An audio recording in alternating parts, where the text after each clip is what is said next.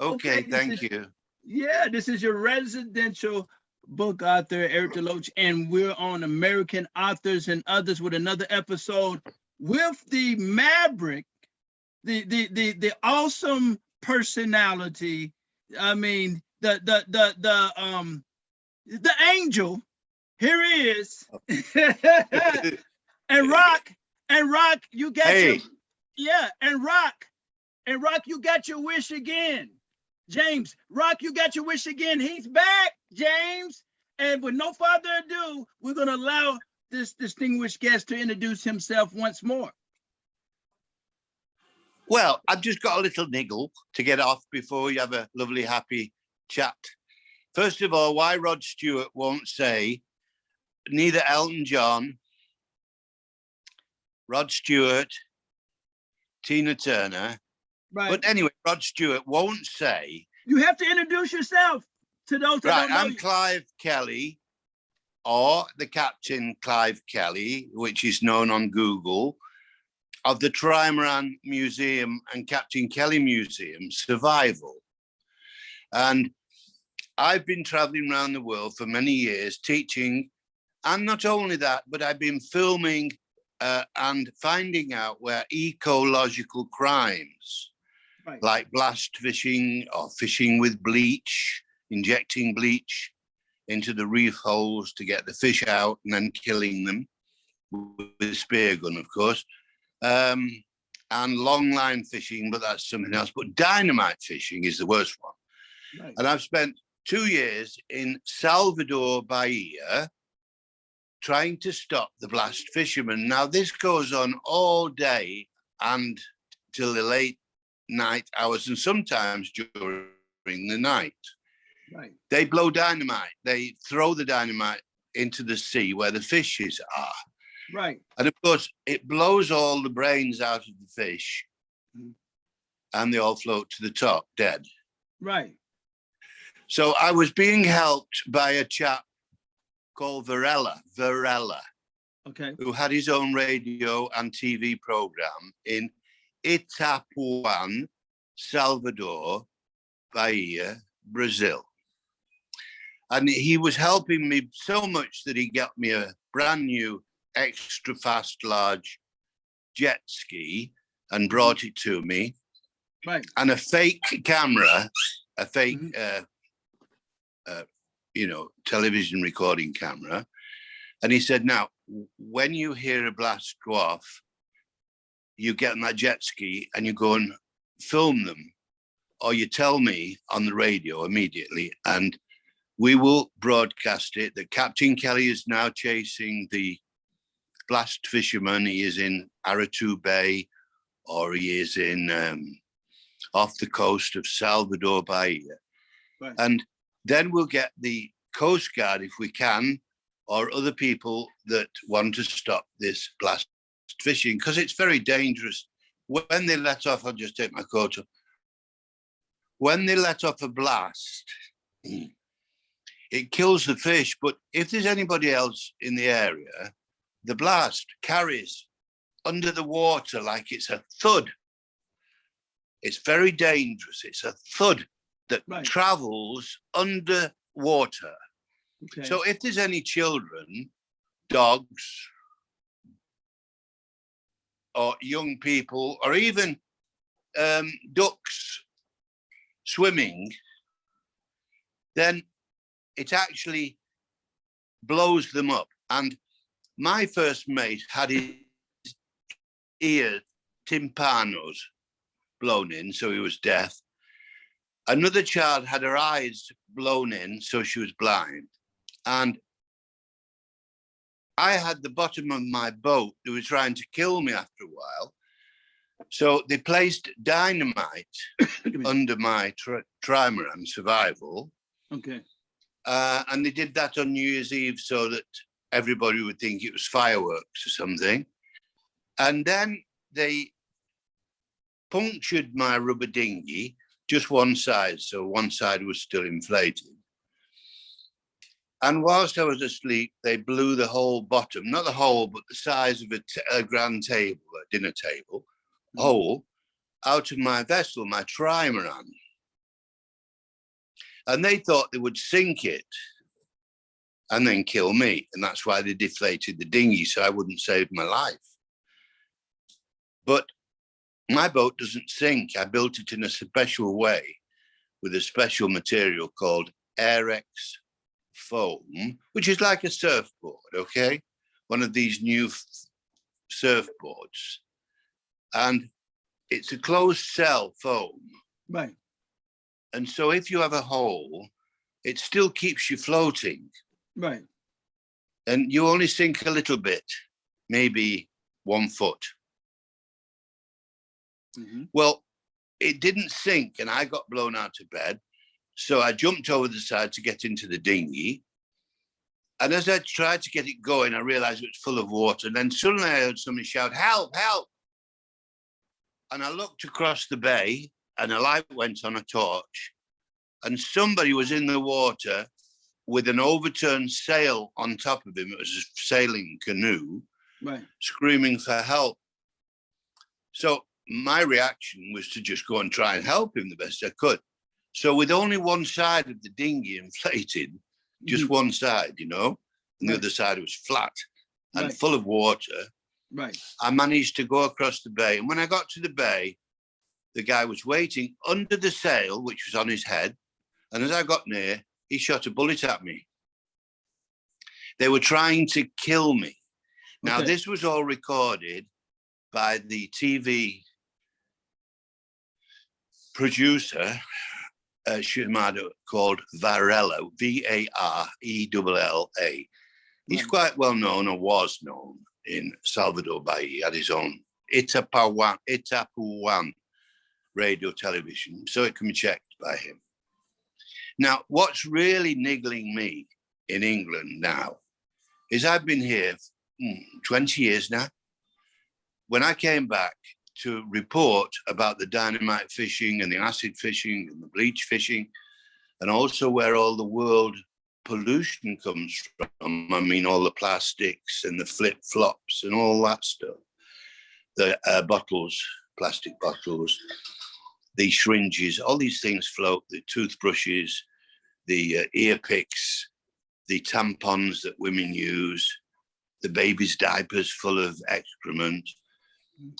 They all come from certain places, up certain rivers, around Amazon or around South America, from Bolivia, Venezuela, and mainly in the middle of the Caribbean from the yacht maker called Bulas.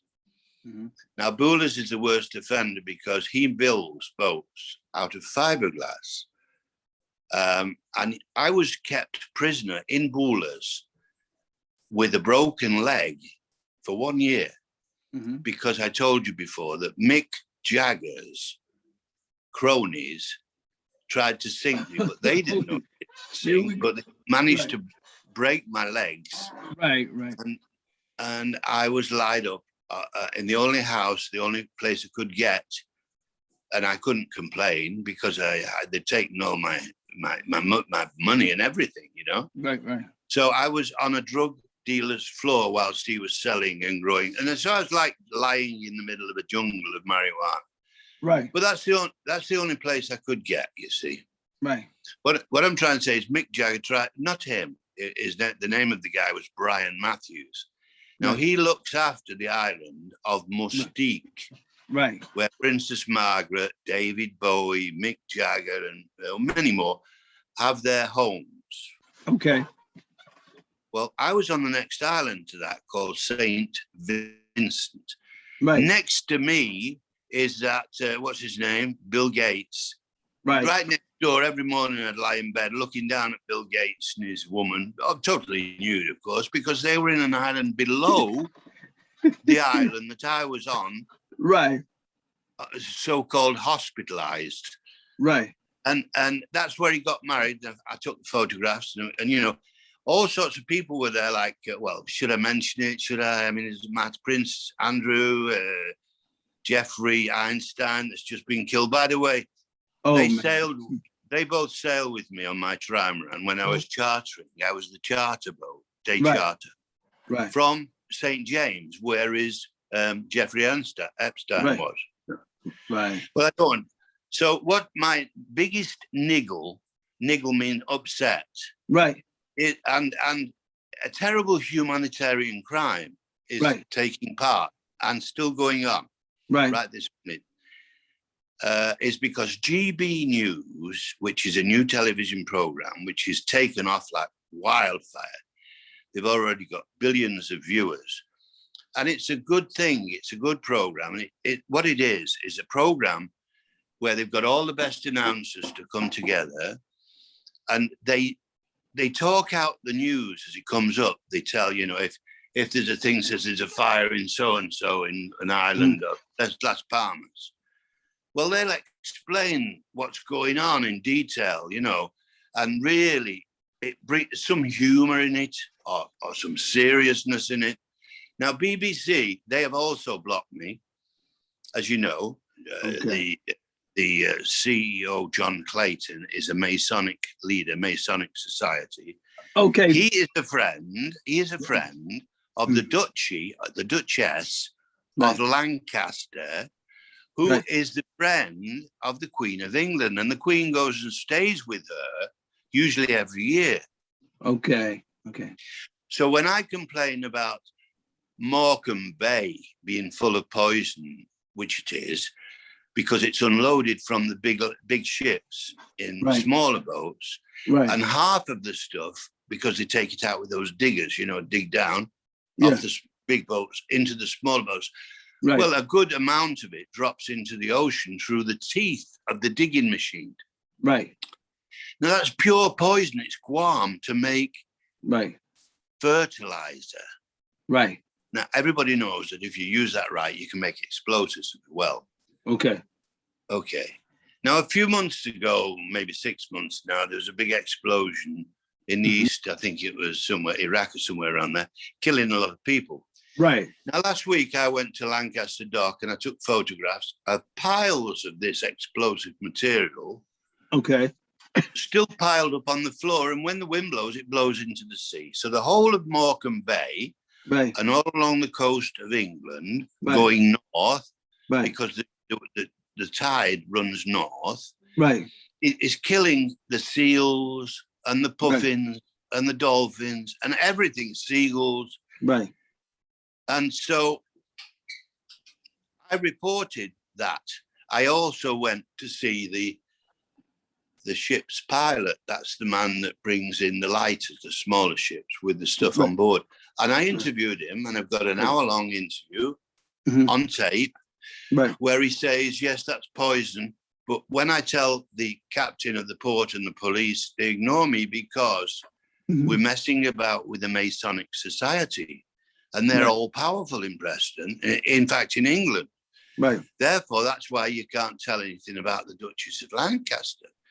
And you'd be lucky if you really stay alive doing that. Well, I've been doing. Let's change. Let's change gears. Let me ask you this question. My first question is, how in the world are you still alive? I don't know. I mean, they tried to kill me about 10 times already. I've been shot at. I've been kept in prison. I've had my legs broken. I've had my arms broken. For reporting the destruction of the Amazon by the tugboats that are bringing all the logs and the gold out of Brazil. So again, the question: how are you still alive? I have a great spirit guarding me. I have many great spirits guarding me, including my Japanese spirit, Z Bayano, which is a very, very old caboclo, which means a mixture of Indian and African. And I have my mother, who is a very strong person, and my father, who was the best fighter. And I have these spirits, they are guarding me. And I have my Japanese girlfriend who risked her life. Her name is Tanya Nomura, who went into the middle of the Amazon on my instructions, dressed with no clothes on, just painted, because the military had surrounded Chief Rowney's village because he had killed 18 whites, 18 farmers with children and the mother, and he'd left them covered in red flowers. Now, we did a story in the Guardian newspaper on that. So It's no, I'm just not making a statement. It's proven. I had to go back to Brazil. In fact, they paid my fare to go back on the plane to meet them in botanical gardens of Rio de Janeiro, where they film it. Now, I put that photograph up today on my Twitter. It's up there, all the stories there on Twitter, Clive Kelly. So that can all be seen with photographs, contracts, and proof. Yeah. That everything I say, which sounds as though it's not true, because there's just too much, like you said, how am I still alive? How is that possible? Right. So let's segment into your earliest memories as a child. What do you remember? Do you remember walking around? Do you remember walking around Liverpool at what age? Five, no, 6? no. I remember walking around Denton at the age of 4, right, with the the searchlights in the sky looking for the bomber planes, right, and I remember the sirens, right, and I remember my mother got hit by shrapnel, okay, and I remember that I was only a little boy in a Macintosh, right. 4 years old. What year was this? What year was this? This was 1944. Okay. I looked down at my arm, I was covered in blood, and then I suddenly couldn't see the white lights of the searchlights. Okay. Because all my mother's blood was in my eyes. Okay. That's my first memory. Okay. Now, did you have any brothers or sisters? I had one brother that died at birth. I had a twin. Okay. I had an adopted brother called Jimmy. Yeah. Who was Blackpool's 50 years single-handed tattoo artist. Yeah. You see, he put tattoos on and I guarded him while he did it. And I was the tattoo remover. I removed is he still alive? He died, unfortunately, a few years ago with cancer. Okay. Now, so let's move on. Okay, 4 years old. How was school, elementary school? Let's just we're talking about you. Tell me about how did you like school, elementary school, or how was it? It's a whole story again, which doesn't sound true. But I'll tell you. Yeah. I went to a secondary school called Edgerton Park. Okay. Before that, I went to a youngest primary school called Russell Scott. Okay. Well, before that, I went to another primary school in Oldham where all the children, all 35 of them, made a circle around me and beat me, kicked me until I was in hospital as a child with broken ribs, broken arms and legs. Sorry about that. Because my father was a pub owner and he moved to Oldham. And I was 7 years old when they sent me to this school.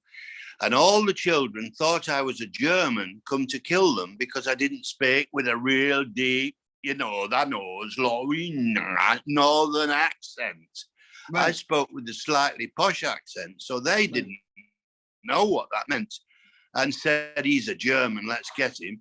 So all the school attacked me. That's the first school. Second school.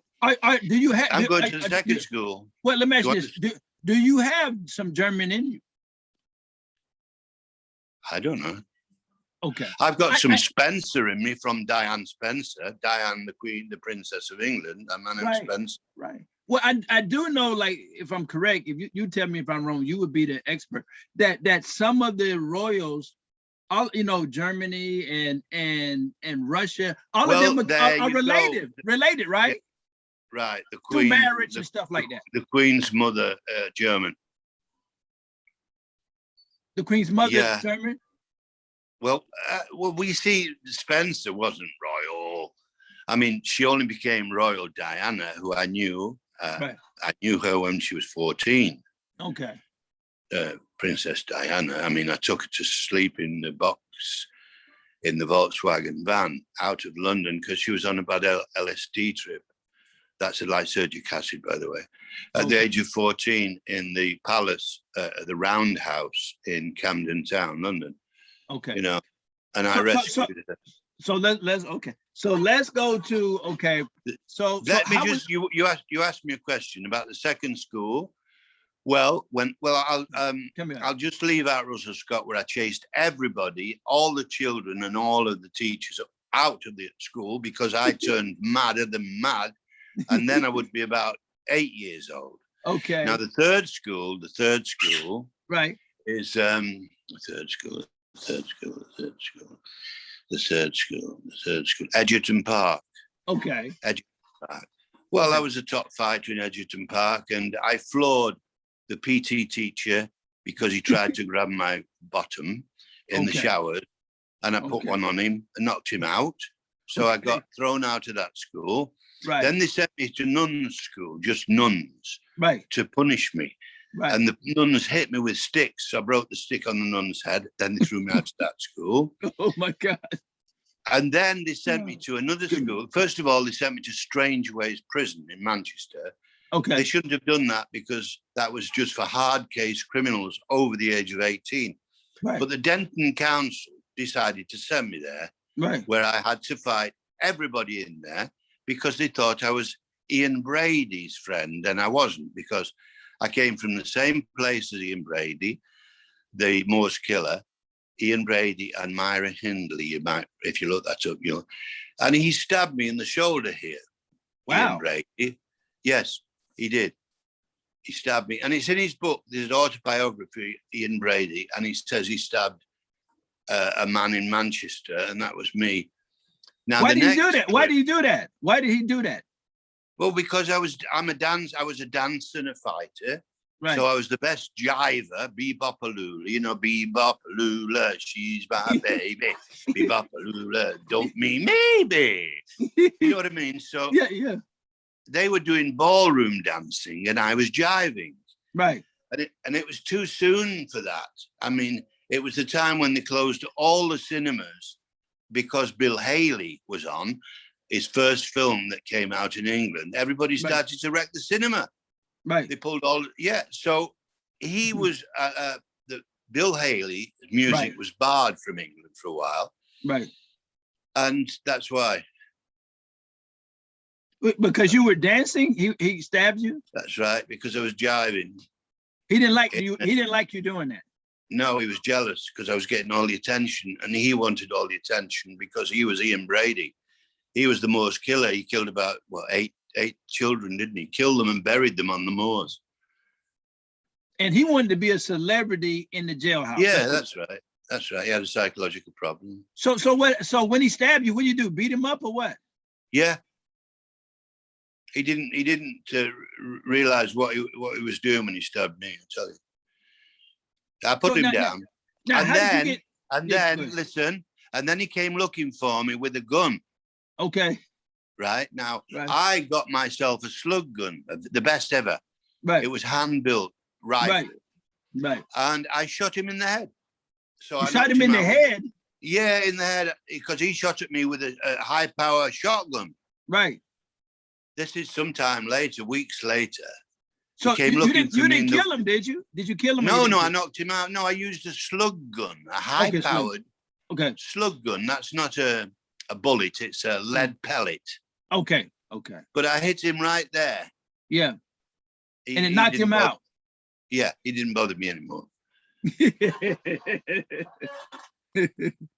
Woo. Okay, so how long did look my time?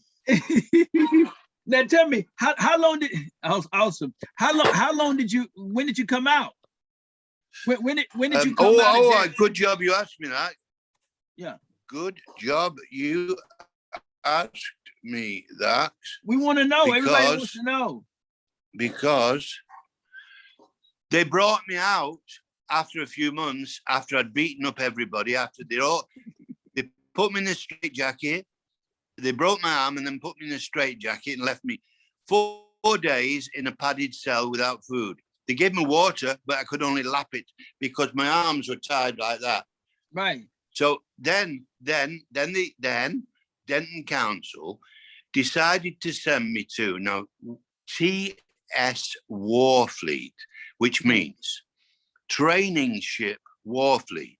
Right. Which means the fleet to fight the war. Okay. Right. Now, Prince that's just died, the Duke of Edinburgh. The Duke of Edinburgh also was part of the Sea Training Corps at that particular time. And he used to come to watch us sword fight and play rugby. Now, the reason he sent me to that school was because everybody else except me were all sent there by very rich families to become officers, Royal Navy. Right. Now, they couldn't do anything with me in Denton because I fought back against the injustice, and it was injustice. Right. I mean, treating me like a German, kicking me as a child, putting me in the hospital. Wow. Broken ribs and legs. And I mean, that is what was psychologically put into my head. Right. I realized I had to fight my life. Right. So I did nothing else except train to fight. Right. But not fight with the Queensberry rules. Right. Because there'd always be somebody better than me. Okay. I learned a little bit of jiu-jitsu, judo, street fighting, dirty fighting, teddy boy fighting. Right. And that's why I became quite good, for the best, actually. Right. I mean, I can remember 250 people, all young teenagers, carrying me around Denton, Manchester, on their shoulders, singing "For He's a Jolly Good Fellow." Because the biggest bully, who was a red beret in the army, he had a red beret, you know that they're the people that are trained unarmed combat. Right. You know, but he was a bully. He was beating everybody, Yeah. So he came over to me in the marketplace to beat me.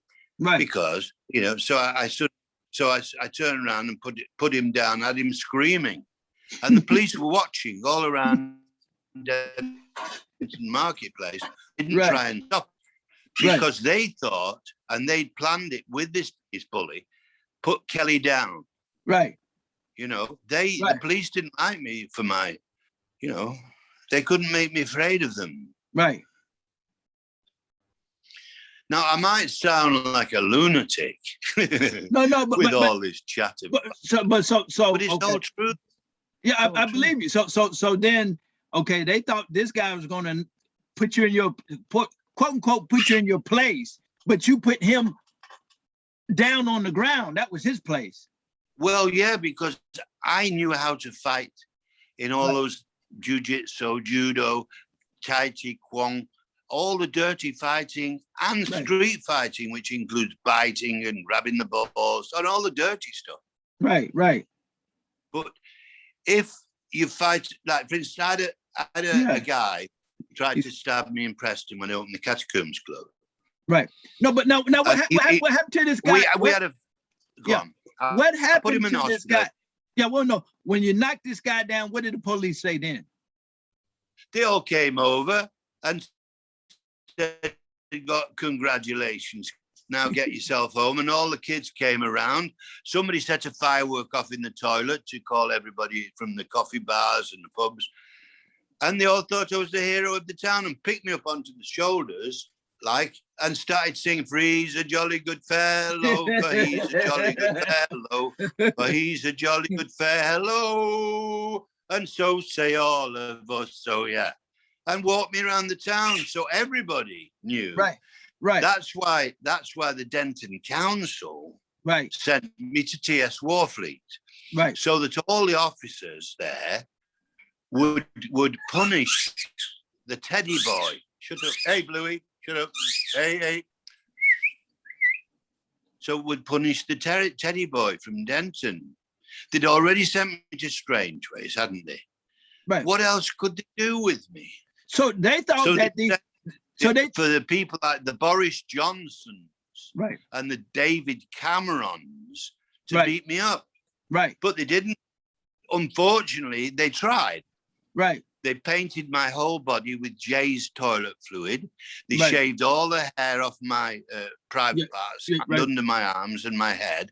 Right. So that Jay's toilet fluid would really hurt. Right. They spun me round until I lost consciousness. Right. You know, if you keep spinning somebody and squeezing them, when then suddenly you lose consciousness.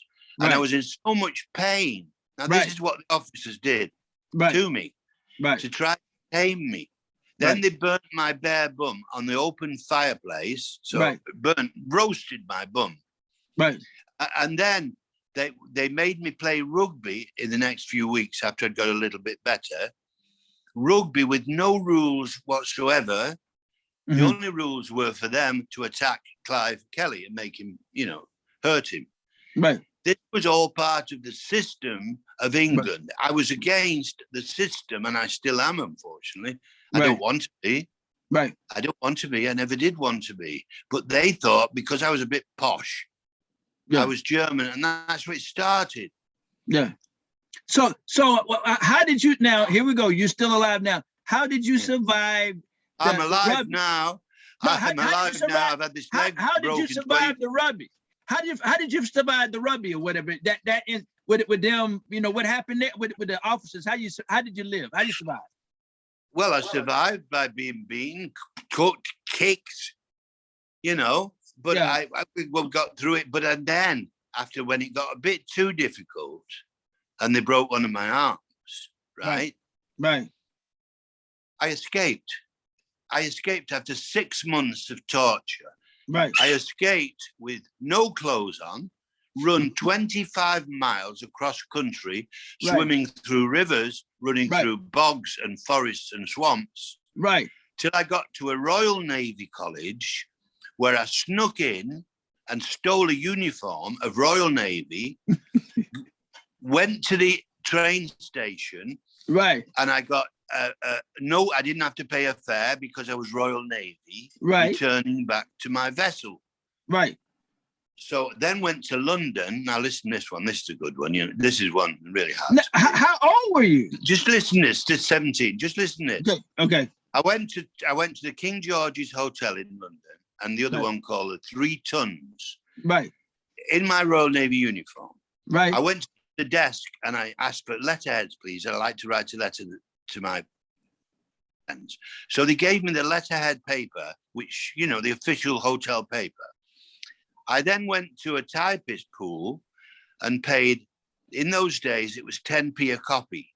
Right. So I typed out 2 references to say I was first class silver service waiter and wine waiter at these hotels. I then went down to the docks in Tilbury, London, where the big liners like the Queen Mary dock. And I found out that on Christmas Eve, the Royal Aronze from the Orient Line, which was carrying over 800 passengers, including all the top politicians, and I went to there, and I was also told by the people in the pubs, they're all gay anyway. If you're good looking, just give them a few smiles and pretend you're a bit gay and you get on. So I went down at midnight with these 2 references. I stood by the ship at the gangplank, and I said to the sailor on watch, I said, would you tell the purser, because I knew the purser was gay because I'd found out in the pub, that I'm here waiting to go on this cruise if there's a space for me. So the purser came. Oh, there you are. You're Clive, are you? Yes, well, we've got space for you in the first class. We'll give you a good place. We've got a uniform for you. So I went first class silver service wine waiter around the world without knowing what I was doing. The menu, which was in French, and I should have known French, I told all my passengers on the table, including Jimmy Price, who was the top funny man in those days. I changed the names of the dishes. I said, I'm putting numbers, so I can't, it's easier for you. Just give me the number instead of that. Blah, blah, blah, the French names for the menu. And that's how I did it. That's how I went around the world. And then I ended up being the ship's polisher and night cleaner, and that's where I found out about the children. I told you this last time, that were taken as sex slaves to Australia. Okay, here we go. So let's okay. So how old were you? 17. Okay. When did you meet your life lifelong friend, the first manager of the Beatles? 18. 18. Where did you meet him? Well, I paid off. That means I got paid. That means we got back to Liverpool on the liner. Okay. And I was walking around the streets of Liverpool Mhm. on my own. Right. And I heard the music in the distance through the fog and the mist. And it was a music that was very Caribbean, very tropical. It was an all-steel band with maracas, right? That's a bit like Bob Marley, only playing all steel. Right. So I followed that sound. Remember, I didn't have any friends in Liverpool then. I wasn't really a Liverpudlian. I was from Manchester. So I followed the sound. And I came to a really old street called Slater Street.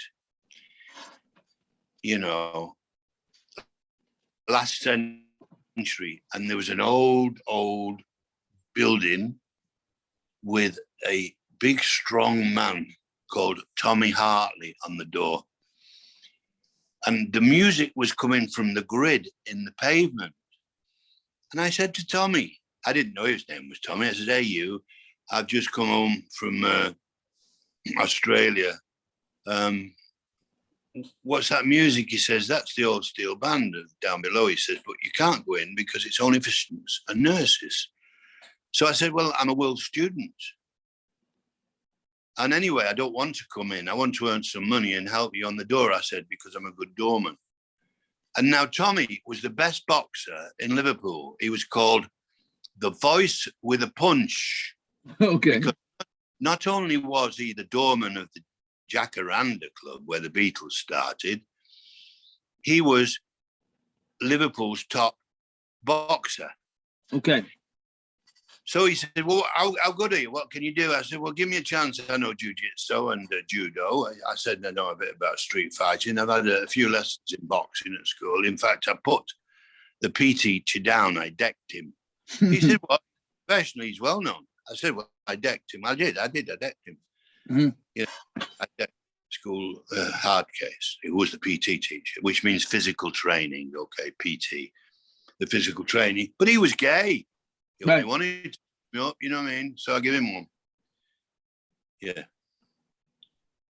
Well, that's how I got. Okay. And Tom says, well, just a minute. They opened the door. Now, the door was a steel door, and the side was two great big windows that had been boarded up. Mm-hmm. Just this one door that he opened, and he shouted, Alan, that means Allan Williams, there's a guy here who wants to work on the door with me. Come and meet him. So Alan, who was only, Alan's only 5'8". He's a little fella, you know, a bit smaller, 5'7". And I was 6'1.5" then, 6 foot, half of 1 inch. You're 6'4"? What? You're 6'4"?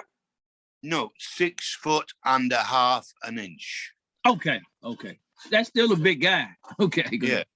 Yeah, but I was strong as an ox, you know what I mean? I believe you. I mean, I trained physical training all my life, ever since that time they broke me up at school. I never stopped pumping iron, never stopped, every day, all day. Right. And remember, I left school at 9 years old, ran away, went to live in the forest.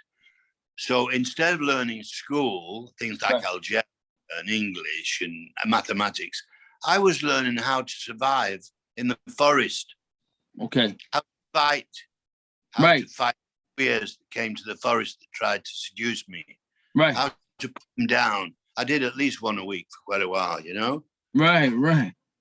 Now, so what was your first conversation between the two of you guys? Well, Alan said, hey, if you think you're good, stay on the door.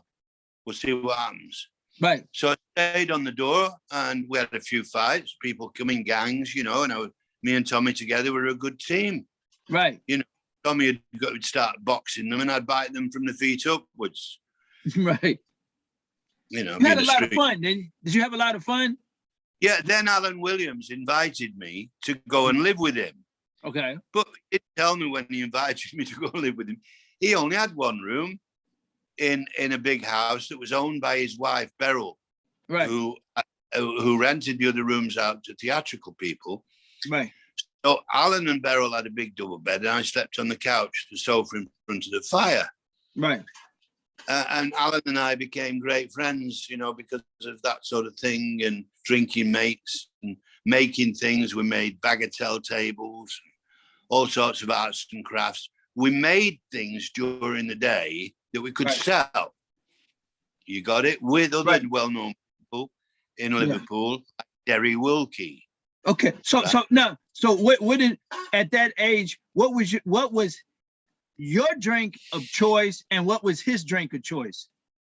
Oh, Bacardi and Coke. Bacardi and Coke. Yeah, well, that's yours. Well, I was introduced to that by Allan Williams. Okay. But because he had the nightclub also, the Blue Angel, which was a top nightclub in Liverpool. You know, he had people going there, Judy Garland and all. Even Bob Dylan was a member, and all those people, you know. Now, did you see Bob Dylan drink? Oh yeah. What did he drink? He drank whiskey, didn't he? I mean, he smoked a doobie and drank whiskey, you know. now, Garble, you said Linda Garble. Who the lady? Oh yeah, Judy Garland. She drank a lot of whiskey as well. What did she drink? Whiskey. Okay. And gin, whatever she could get. You know, she was. Judy Garland used to sing. We had a grand piano in the Blue Angel, with a great pianist. So all the top stars that came to Liverpool would stay in Beryl's Hotel. I told you she used to rent rooms off to theatrical people. Right. So they would stay there because it's like the inn scene where you could smoke your dope, or you could dance and sing all night, and you wouldn't get thrown out. Right. Now that's owned by Beryl and Allan Williams. Yeah. And that's where I live with Beryl and Allan. Right. Right. And blush is kid hot.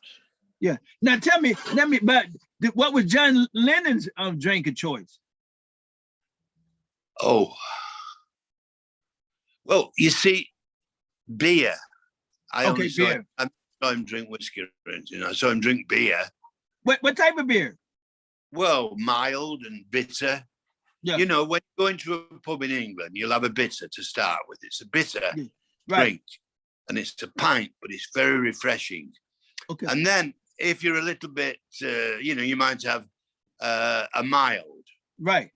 A milder beer mixed with lemonade. Right. And then you go on and you just keep going. I could drink, well, I drink about 10 pints. My father could drink 21 pints before he got out of it. Yeah. Did y'all ever go out to drink any? Did he ever introduce drinking to you, your father? I never went drinking with my dad, no. Okay. So, no, because I would help my father in the pub. He would be getting in fights every month or two. Right. And I found out how I could help my dad. Right. And did it regularly by covering my body. I'd run into the bathroom, take all my clothes off, cover myself in soap. Right. I'd run downstairs and jump from the balcony into the middle of the crowd and land on them, and they couldn't grab hold of me because I was too slippy. You know, I was too slippy. I was like a fish. So I'd batter on the head, knock them out, and then my dad would be saying, my dad had a shillelagh because he was an Irish. Shillelagh is a special knockout stick, you know. Okay. Yeah, my mum would throw the shillelagh to me and say, help your dad, Clive. So I jump on. They tried to hold me, but they couldn't because I was good in soap. That was my way of fighting. Right, I learned that in the forest on my own.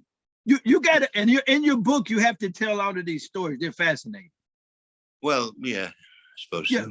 Yeah, it sounds good. I love it. So if you've been watching me on Twitter, right, Clive Kelly for the last 2 weeks, right, I've been up some incredible stories, right, with all 48 words, but photographs to prove them. Right. Right. So you should go to Twitter. It'll take you a few days to go through them, but they're really incredibly good. Right. They'll open your eyes to life. You You now, know, club owner and you know. do you think you would end up writing book 1, volume 1, book 2, something like that to really get everything? Well, yeah, but I need somebody to do it with me. I told you, I don't trust anybody unless I have a contract first. That's Right. the only way I can do it once already. Right. And the guy me off, his name's Bill Hart. Right. 2 books I wrote with photographs. Right. They went out and then he wouldn't give me any money. So I said, you know, give me back. And I put it on Facebook that he was a thief. Right. So he dropped it and got out while he could. Right. Well, we'll talk about it. We'll talk about it afterwards, like what we talked about. So tell me, okay, Tina Turner, what was her drink of choice? No, she didn't drink. She didn't really? No. Now, what about Little Richard? I know he drank. Rich, no, not with me. Well, what about Elton John? Elton John, no, he was too young. I mean, Elton John started his career with me. Okay. And so did Rod Stewart. Okay. Now, what about Rod Stewart? What did Rod Stewart? What did he drink?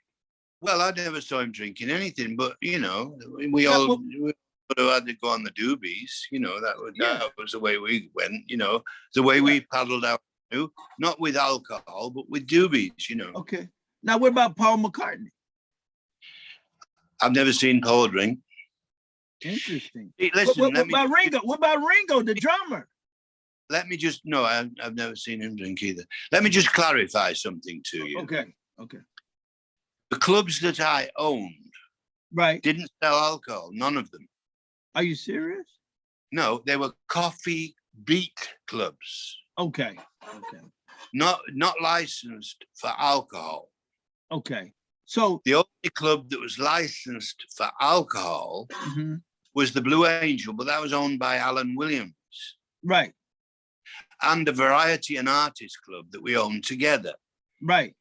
Alcohol. That was where George Harrison played drums on the penny stamp stage, and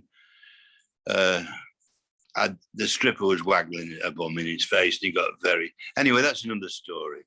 That's called. So would they play at your clubs, and then after that, then they would go to the other clubs to have a few drinks? The only one that I really had a few drinks with that I can remember, and he only drank beer, was Donovan. You know. Yeah. Allan Williams, I'd get drunk plastered with on a regular basis because he liked to get drunk. But the other ones, you know, we did not sell alcohol in the Cubic Club or the Catacombs or the Witch's Cauldron or Bluesville or any of my other clubs.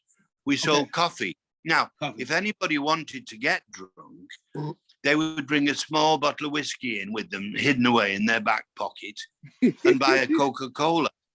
And then pour the whiskey into the Coca-Cola and get drunk like that. Right. But secret, you see. Well, tell me about New Year's Eve. What type of show would you have then? Well, like I just said, we didn't search them on New Year's Eve because they could bring a bigger bottle in. Right, but I'm saying, what would you have a Little Richard on New Year's Eve? No, I did not. I did not have Little Richard on New Year's Eve, no. Who would you have on New Year's Eve? Oh, I can't remember, especially New Year's Eve. I'd have about 7 or 8 different groups, you know. You had a group called the Road Runners. They were my Road Runners. Right. Now, did you get the mic? And the Cubics. Right. Cubic. I own the Cubic Club, so the Cubics, the resident group. Right. Now, did you ever New Year's Eve get on the mic? Because you have that personality. 10, 9, 8, 7, 6, 5, 4, 5, 4, 3, 2, 1. For he's a jolly fellow. For he's a jolly good fellow. For he's a jolly good fellow. And so say all of us. And so say all of us. And I would love to hang out and party. For he's a jolly fellow. For he's a jolly fellow. Hello, Ernest. Ernest Hemingway's here. Hey,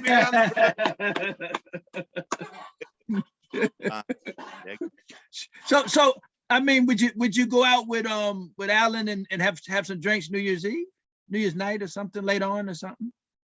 We always did that, yeah. The whiskey and Coke, Bacardi and Coke. Right. Wow. Like I said to you, Eric Deloge. Right. I was more of a doobie man. After the age of 17. Yeah. Before that, a pint of beer was only 8 pence. Right. 8 pence. Right. Now a pint of beer across the road in the Labour Club costs £3.70. Okay. So it's gone up. It's really ridiculously expensive. Yeah.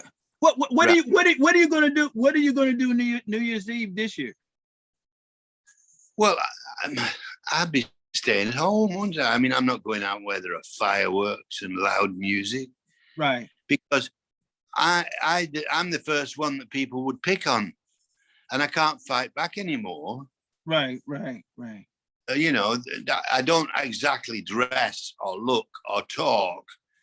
Remember, I'm writing a story every day for Preston Talks, and the people of Preston exactly all know about me, who I am and what I've done. Right. So Preston, I'm known by everybody, right, including her and all the rest of it. Right. Complain on a daily basis about BBC Radio Lancashire, which is just up the road in the next town. Have you ever thought about having a drink or smoking and just label? Okay, forget about it. You ever thought about that? Well, the last time I had a smoke of doobie, would be around about a few months ago with my friends, and they all came over, and the old gang, my disc jockey from Brazil came over, my old friend from school came over, so we all played a band, which you probably saw on Twitter. We made a and I was screaming like Yoko Ono, and we were, you probably saw that. Did you have a good time? Yeah, great time, but with them and with the doobie. Now, if we'd gone out to a pub, somebody would come over and hit me on the head with a bottle. Which last time I went out, I got hit on the head with a bottle. They knocked me unconscious. Why did they do that? Well, because they're jealous. My God, these people are terrible. These people are terrible. Yeah, well, it's north of England, Lancashire, isn't it? It's a fighting town, isn't it?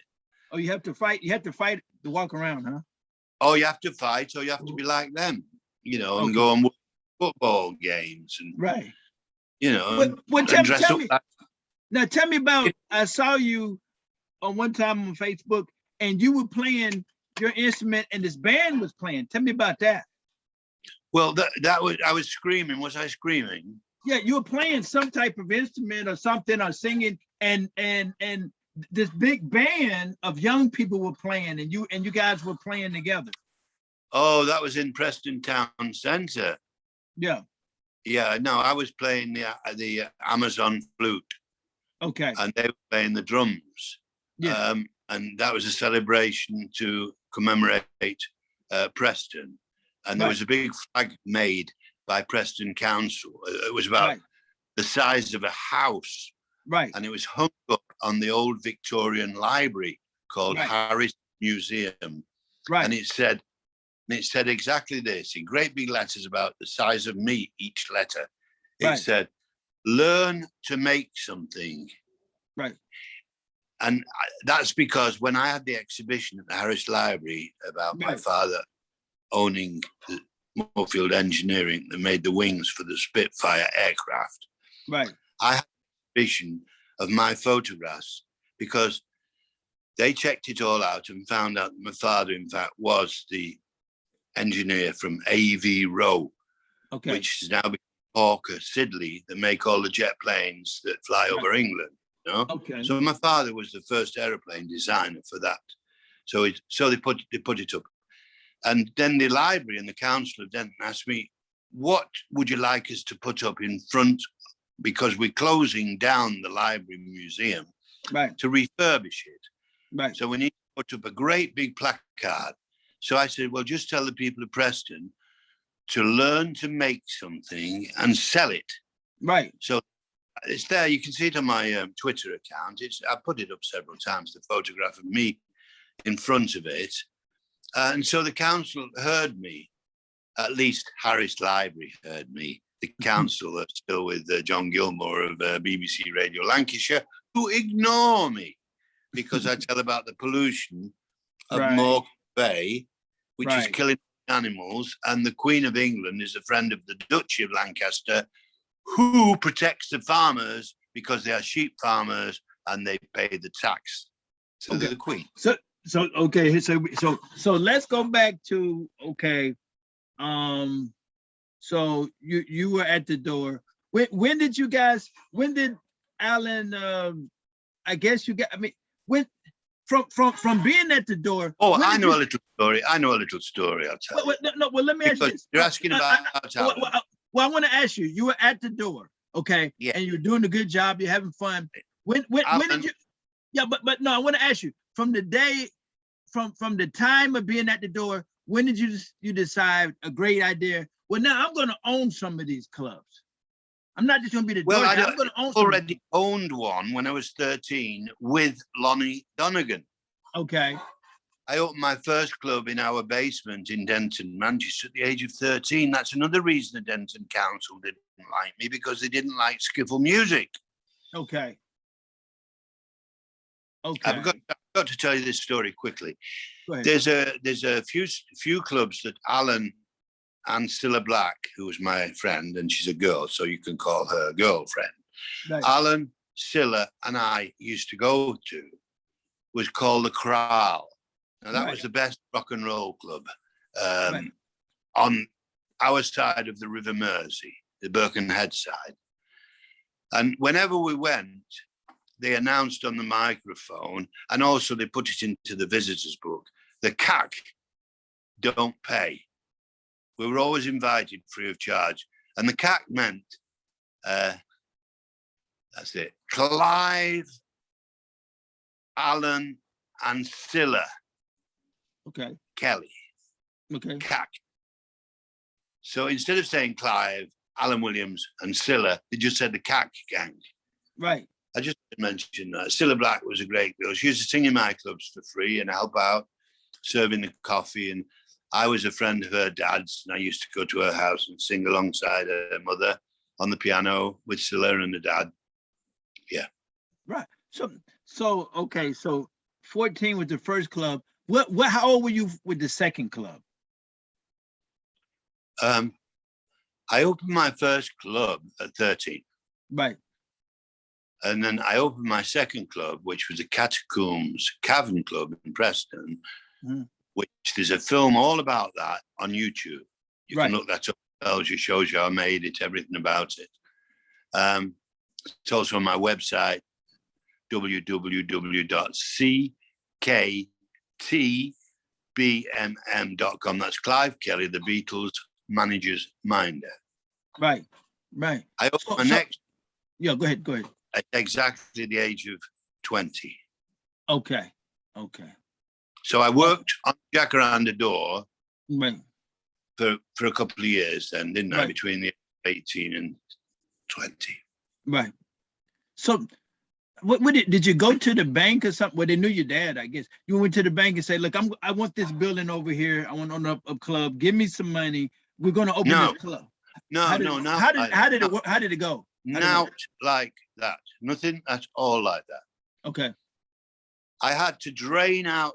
The whole cellar was flooded. Right. And when I found it in the snow. And the only reason I found it, because in this yard, in the old part of Preston, there was a black hole. Okay. And I thought, what's that black hole? Yeah. So I went over and put my head, and I could see just water. Right. Nothing but water. And that was the stables of Lord Derby's mansion before it got destroyed in the war. Okay. And these stables where he kept his horses. Right. But over the time, they'd been left alone and it's flooded and So when I saw that cellar, I found out who owned it. And it was Mr. Jackson, who'd bought it from the estate of Lord Derby. And he used it to store potatoes. Okay. So it's called the Potato Man of Lancashire, was Jackson. Right. So I approached Jacks and I said, well, your cellar's no good now. It's flooded, isn't it? He Yeah. said, well, give me 50p a week and you can have it. Right. So I said, all right, you give me a contract and I'll have it. 50p Right. a week. Yeah. And I said, give me 6 months to pay you and I'll give you £1 a week. Right. So I had no initial outlay. Then I went to Preston Docks and I got 7 great big oil drums. They cost me nothing. It's just a matter of getting them from the docks to the club, which wasn't far, and I rolled them through the streets. Right. The next thing, I needed to get tons of coke. That's coal, coal to burn in the. Right. So I then hired a pump, and this was my only outlay. I hired a pump to pump out the water, and that money I got from Allan. Right. So I pumped all the water out. Then I put the oil drums in, and every night, every 4 hours, I would go down with a mask on into that dense heat and that steam and put more coke on. Okay. On the 7 drums. So I dried the cellars out. And then all I needed to do was clean the floor, which was stone, the old 17th century flagstone, Yorkshire stone. I left the original floors. Then I knocked down spaces between the arches. I did that myself. There was no big deal there. Right. And that was it. Okay. And who was your first guest? Screaming Lord Such. Was it a great Screaming show? Lord. Was it a great show? It was fantastic. He comes in singing, goodness gracious, great balls of fire. And my manager was a very intelligent man. His IQ was 168. Wow. His name was Paddy Jones. Right. And I said, Paddy, not Lord Eric, Screaming Lord Such. He said he wants a bucket. Right. So Paddy, I said, yeah, get me a bucket. So Screaming Lord Such, we both got arrested because we went out into town during the day and he trying on a pair of ladies' knickers in Woolworths. And he took his trousers off in the store and we got arrested and put in prison. Okay. But once the cops knew what it was all about, they let us go. And Paddy went and got the bucket. But I thought that Paddy would know. I just didn't say a metal bucket. I said, get me a bucket for Screaming Lord Such.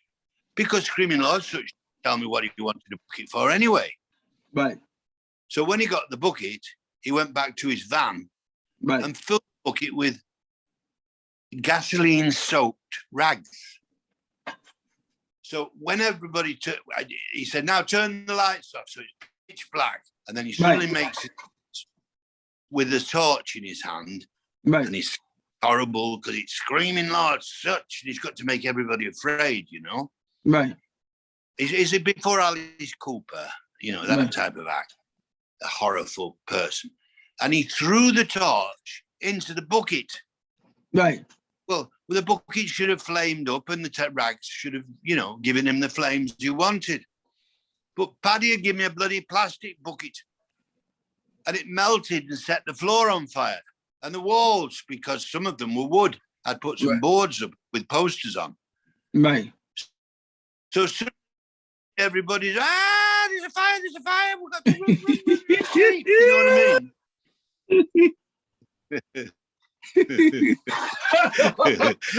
Well, that was the opening night. Yeah. Well, how many? You had a good crowd that come out.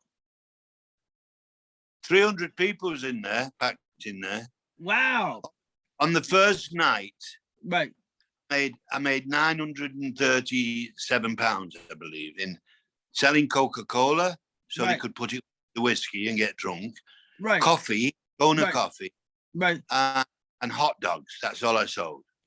Now, did some of these people come from? And I made on the first night £937 profit. Wow. Let me ask you this: you're a genius. You're a genius, obviously. So did you? No, I was lucky. I'm not. No. You had vision. Come on, stop being modest. I mean, it's humble. You had vision. So let me ask you this. So did you get some of the people, did they come from the first club? Some of your old people that came from that they used to come to the first club when you were 14, did some of them come to this club? Yeah, some did. Right. Some did. People like Rod Roberts, bless his soul, he died last January with COVID. Jimmy, my tattoo artist brother, came. My sister came. My mother came. Right. Bill Harry, who ran the club Mersey Beat, he ran the whole thing, Mersey Beat magazine. Okay. You know, he now owns the Beatles companies and Beatles books and Beatles posts. He owns everything to do with the Beatles. Bill Harry. Right. Okay. Right. Wife, Virginia. Who else? Do you remember what time of year that you opened up the second club? Was it like in November? The summertime? November. November. Okay. Yeah. November. Okay. What was the second act? I mean, the second performance or the second night. How was that? The big three. Yeah. And then Ricky Valens. Okay. Ricky Valens. Tell Laura I love her. Tell Laura I care. Tell Laura not to cry. My love for her will never die. You probably remember that song. You got a pretty good voice. Oh no, not really. No. That was not good. That's you didn't go off tune at all. Oh great. All right. You want to book me? Yeah. So how did you book? I'll sing for you. Okay, but let me ask you before you do. How did you book your acts? How did you get the people there like Frankie Beverly? How did you do it? Yeah, well, we made an all steel band, remember? Right. 7 oil drums that I dried the cellar out with. Right. I then got a piano, built a big fire, got the oil drums out of the cellars, out of the catacomb, heated them red hot, and then tuned them with a chisel. Right. So that you 22 notes in the lead pan. Right. 8 in the cello pan. Right. 4 notes in the bass pans. Okay. And with that, you can make a fantastic orchestra, and it's called all steel music. Okay. So I made an all steel band, of which I played the double bass tins. That was the 2 big ones. Right. With 2 tennis balls on sticks. Wow. Beat with those, you see. Right. So now how did you get these acts to come? That's creativity again. How did you get these acts to come to perform? Well, I put an advert in the newspaper for anybody interested who wanted to learn to play music. Right. Anybody, preferably people with dark skin, you know, from Africa heritage. Okay. Okay. That would like to learn to play an orchestra, an oil steel band. Right. And so I got 8 men. Right. Each of the islands, one St. Thomas, St. Vincent, Antigua, St. Martin, Jamaica, Barbados, you know? Right. And I taught them to play this old steel band. Well, I didn't teach them. My friend, which was called Derry Wilkie. Right. Derry Wilkie is very well known in the Liverpool music scene. Right. He had a band with Howie Casey. Right. And played Hamburg with the Beatles. He was one of the groups that sent to Hamburg. Right. Howie Casey, right? And Derry Wilkie. And Derry Wilkie had a band with Freddie Starr. It was Freddie and Derry Wilkie. Right. Because I booked them and made a big show in the town hall of Preston called Twist Terrific Ball. Twist Terrific. Okay. And I've done Chubby Checkers look-alike. Okay. And we called him, you know, Fatso. Okay. Checker. So I could get in trouble for, you know, using the same name as Chubby Checker. Right. So you were creative with the marketing. You're just creative all around. I was creative in as far as Twist Terrific Ball. I did not invent that name. Right. That was Allan Williams. He said, call it Terrific Ball. Right. And then he brought me the King Twisters from Liverpool. Okay. Who stood on stage for 4 hours twisting. Right. And then the other bands were all to do with twist, like Freddie and the Dreamers, right? Freddie Starr, Mm-hmm. you know, the King Twisters, the Big Three. What was his name now? Came down mooning. Oh, it's Freddie Starr. Right. So Derry Wilkins. So what time did you open it up to the public, and what time did you close it for the public? On Saturday, we started we started in the afternoon, both Saturday and Sunday. Yeah. That from 2:00 till 5. We had the under 16s sessions. Right. And Sunday, we allowed the parents and the children in, and we even allowed the Salvation Army. Right.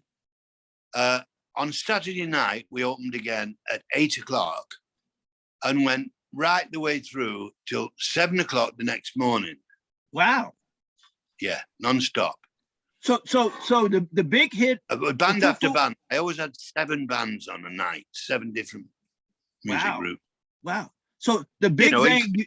Eric Clapton was one of the regular groups. Eric Clapton. Wow. Elton John. Right. Rod Stewart. Yeah. Tina Turner. I've told you the Kings. Right. Donovan, you name them. They've been on at my place. The Hollies, the Berries. Right. So would you? Okay. Bo Diddley. Bo Diddley. Yeah. Bo Diddley, that guy was good too. Yeah. So the food you said coffee, the whole coffee, Coke, or hot dog. That was the deal. That was all I sold. And people were just hungry. They were going for it. They loved it, right? Well, they loved it because there was freedom to do what you wanted, right? More or less, as long as you're not pulling your pants down and screwing somebody. Right. There was never a place like that, in Preston, Lancashire. Remember, Preston means priest town. Right. It was the centre of Catholic religion of England, Preston. Right. So it was very straight. Right. And I didn't open a liquor club for that reason. Right. But I did that, bring in the little bottle as long as they hid it, so I couldn't find it, down the back, in the socks, in the underpants, where I could, Right. So how's it said? Could you could sit down and watch the acts, and then you could actually, you could stand up. Some people stood up, and then some people, if you wanted to dance over here in the corner with your girlfriend, you could dance a little bit. How was the setup? Right. The dance floor was the last 2 arches. Right. And the arch before that was where the group played. Right. Right. So there you could dance or just stand in front of the band. Some people just stood there and put money on the drums, to make Derry play his drums better. They put £2 on his drums to make him do a drum solo. So you had the standers, then you had the dancers. Right. And next arch was the ladies and gentlemen's toilet. Right. And then the next 3 arches was the coffee bar and the float room. Okay. Wow. Do you have any pictures of do you have any pictures of the inside? Yeah, I posted them already on Facebook all the time. And now you don't have to show them, but I'd be kind of interested to see them. Yeah. I'll send you them by send me your email and I'll send them to you. Yeah. Well, what we're gonna do, bear with me. This is a cliffhanger. I love doing this. This is look, check it out. My wolf. Yeah, I like the tie. Lovely, isn't it? Yeah. It's Disneyland. Look, it's Disney. Yeah. It's a Disney original. Oh, okay. So look, so this is, we're gonna make it a cliffhanger. We're gonna stop now. I'm gonna bring you back, and I'm also gonna get you on some more of my friends' shows. Get you on some more shows. Okay. Well, I like to tell my stories because I know, right, without any doubt whatsoever, right, that I have done more, right, in our life and the entertainment business and the sailing business and the teaching Yeah. than any other living human being that exists on this planet. I There is believe. nobody. Now, Mhm. I am saying this with total Right. surety, Right. because I've sailed around the world 7 times. Right. Not diesel, but just by wind power, you know, like Right. Bob Dylan, blowing Yeah. in the wind, blowing Right. in the wind, In right? Right. I go to all the schools where I give talk shows about polluting the ocean, Right. how Right. to treat people better. I mean, Right. all colors of people. Right. Right. Right. And so I teach about seaside. It's a word I invented, which means sea for the ocean, and side starts with a C-I-D-E. Side is a part of Romano, I think, which means the Right. Right. like side, suicide, Right. genocide, ecocide, Right. right? Right. So I teach seaside, and I speak in all the schools called Kids Unlimited. Right. Right. And I teach in the Rotary clubs and the marinas. Right. Right. So we're gonna stop here. I'm gonna bring you back after the holidays in January, and I'm gonna get you on some more shows because you are great. You are great. You are a maverick. So tell the people. But right you see, now, listen, I want to get this across before you go, my dear friend CD notes. Yeah. I forgot, you know, my memory's going for instant. Don't worry. Don't worry. We go ahead. What do you want to say? Go ahead. Because you think I'm great. That's what you said. I really do. I really feel But that. all the other people like British News, which is now called GB News, and BBC, don't think I'm great. They can't believe me. I'll tell you why they don't believe me. Because the film I made, which was nominated for the Oscar, right, which is called Rowney and Clive Kelly, right, where I stood in the 35mm cameras and made a film without the government permission, right, but pretended and got permission to make a 16mm film. Right. Meanwhile, I had a 35mm wide angle hidden in the bushes. Right. So I was filming, making 2 films at the same time. Now, the second one was dead illegal. They could have killed me for that. Right. But when I told BBC about this, when I first came back, and I wanted to talk about the pollution of the oceans and the dynamite fishing and how we're killing children and animals, they wouldn't believe me because I said my film was nominated for the Oscar. So when they checked up, they found my film, which was mine, produced by Clive Kelly, and I was also the white actor that I was changed into a Kayapo Indian and even had my lip and my ears, you know, and my eyes pierced and pegs put in. Right. They checked that out because they didn't believe it. Right. And they found out that my film's not in my name. Right. Even the film that we sold to BBC disappeared, and the files with my name on it, having sold the film, disappeared. Wow. In other words, fraud. Now, if you go, everybody, all your friends, now, if you want to see fraud as it really is, right, go to YouTube and look at the film Rowney, Raoni. Right. It used to be Rowney and Clive Kelly. Right. Now, they've cut me out, and on the title shots, where the airplane is flying over the village, my name came up, Clive Kelly, in big red letters. Right. Now, they've taken most of it off, but you can still see IVE for the Clive. Right. And if you look closely, you can still see Kelly as well. But they've taken it off because they robbed the film from me. And this is why BBC and what is it called? Great Britain News don't believe me. Right. Because I make false lying claims. Well, you know what? Brazilian cameraman and the director, Jean-Pierre Dutillé, took me out of the history of Chief Rowney because Rowney owns the Rowney Institute, in which he went all the way around the world, even to see the Pope and the King of Norway, and he went every year to the peace conferences around the world with the presidents. They took my name off it. even cut most of me out of the film, but you can still see me in the closing shots where I'm stood on the beach with Chief Rowney and Right. Orlando Claudio Villas-Boas. And Right. you can see me on some of the scenes with Chief Rowney. They couldn't get me off altogether without destroying the film. Right. But they got my name off as best they could. Now, Right. when you go to that film by going to YouTube, which Right. it's called Rowney, Right. look it up and see the title shots. Okay. The aeroplane Okay. is flying over the village. Now, that was me flying my plane over the Right. village. Okay? Right. And my name, Clive Kelly, comes up in ticker, tick, tick, tick, tick, tick, tick, Yeah. and red letters across the village. Okay. Clive Kelly. Come and Okay. tell the So you were flying the plane, right? Yeah, I Okay. fled. So we're going to stop right there. You were flying. We're going to talk about flying the plane the next time around, and I don't know. We're going to have with the next interview. We just keep interviewing. It just happens.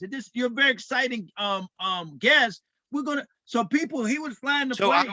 I show the corruption of the film industry to do that to me, which has destroyed my life. I've lost my flats, two flats in Kingston. Right. I've lost the whole museum. Right. I've lost over $18 million. Wow. Of what I'm building, the hospital and the school, and the theme park, all gone. Because nobody believed me and did not give me the credit. So they thought, all the people, oh, we'll rob this guy because he's a liar. But that's because they put me out of the film. Right. It's terrible. It's terrible. We're going to talk about it again. It's the biggest humanitarian crime I know. Right. We're going to talk. We're going to. If they would listen to me, they would know where the dynamite's blowing people up right this minute and killing animals, killing children. Right. But they won't let me talk. Okay. Well, we had a good talk today. Let's end it here. And we're going to talk again in January. I'm going to get you on some other programs. We're going to talk in January. And I really enjoyed. I think everybody enjoyed. Let me tell you, everybody enjoyed you with your second club. It was awesome. You talked about your second club, which but I had a lot of clubs. I didn't just have two. We're gonna talk about it next time some more. So we're gonna end it now. American Authors and Others, Clive Kelly, who is a maverick, who is, he's awesome, and we wish the best for him, and we will see him again in January. And I'm wishing him a happy holidays. And stay on the line, Mr. Kelly. Happy holidays to you, Mr. Loach. Right. So just stay, and then we're going to tell them we'll see you later, guys. And you will see him in January again and on some other programs as well. Talk to you next time. Till next time. Okay. Bye for now, my friend. Speak up for me. Get justice done. Okay.